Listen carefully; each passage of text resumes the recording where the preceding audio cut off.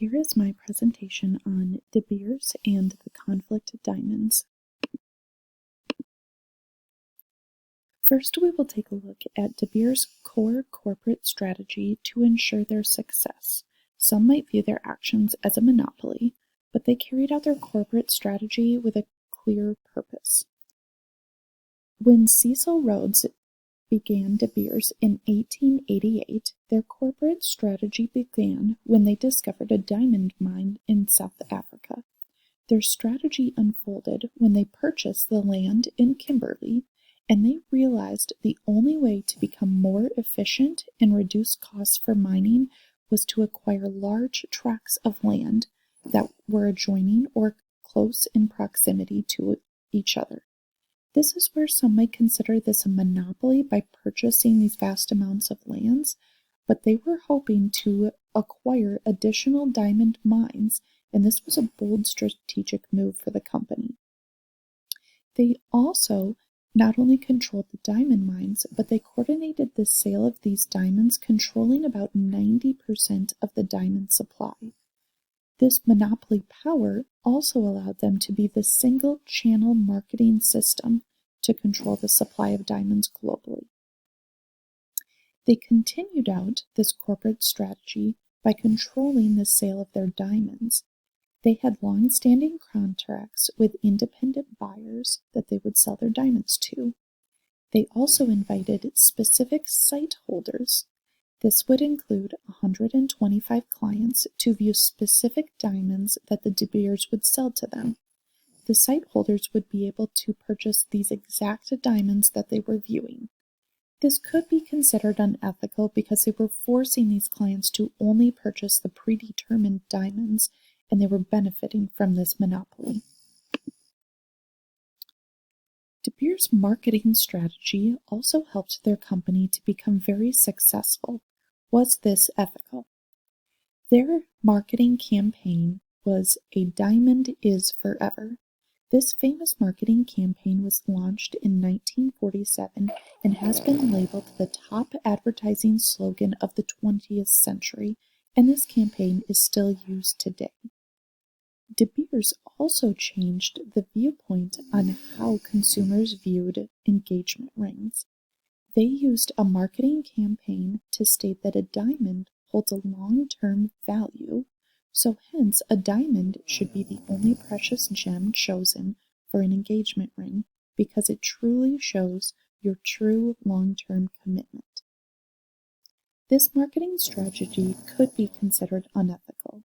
DeBeers understood that diamonds themselves have a very low intrinsic value, so instead of marketing what they were, they marketed based on a feeling. They played on the emotions, the values, and the ethics surrounding romance and marriage. This is a form of emotional marketing, and it could be considered unethical as you're toying with the emotions of consumers. Should DeBeers have taken a stronger stance against apartheid? Apartheid stands for the official ruling system by the South African government. Apartheid stands for apartness, and it meant the government had the authority to separate the black and white races, as well as segregating Asian and mixed races. They forced these minorities to move to underprivileged areas. Even though DeBeers stated on paper they were against apartheid, they really did not fight against apartheid because they used this government movement to their advantage. DeBeers used the South African government as an ally to ensure that there was no employee uprising for the working conditions in their mines. DeBeers benefited from the South African apartheid because the system of black repression ensured cheap labor for the mines, and it protected the company from being hurt by diamond boycotts, which were happening all around the world.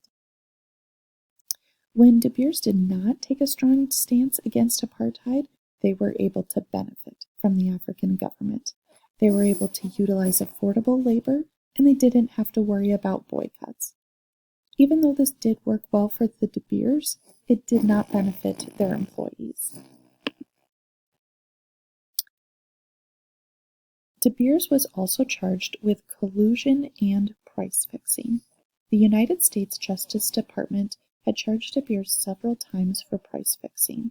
They stated that DeBeers executives were physically not even allowed to enter the United States until they formally handled these charges. Therefore, DeBeers was forced to address these charges so they could expand their business into the United States. DeBeers was formally charged with violating the Sherman Antitrust Act by colluding on prices in the industrial diamond market. As part of this final settlement, DeBeers agreed to pay $10 million in fines, as well as $250 million in other civil lawsuits. DeBeers did enter a guilty plea and agreed on this plea agreement, but they were not the only ones officially charged. DeBeers' alleged co-conspirator, General Electric, was also tried, but they were acquitted by the district court on these charges. DeBeers admitted in their plea agreement that they did raise the prices of diamonds worldwide. The Justice Department stated they were committed to seeking justice. This guilty plea reflects the department's persistence in the fight against illegal price fixing. Thank you for viewing my presentation on DeBeers and conflict diamonds.